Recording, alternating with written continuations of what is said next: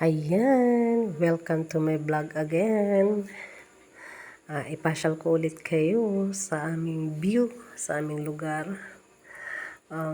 Ito nga po yung sinasabi na i-enjoy ang mga moment na ikaw ay malakas, gawin mo ang mga bagay na makapagpasaya sa'yo habang ikaw ay malakas.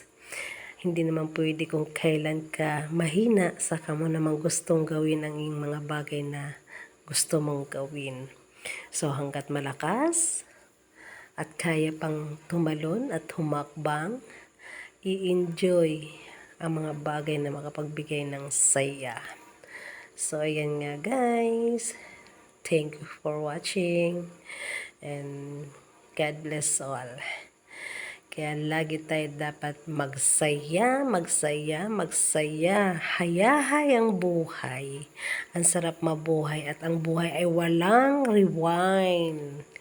Hindi maibabalik pagka ito'y tapos na. So, dapat mag-enjoy lang.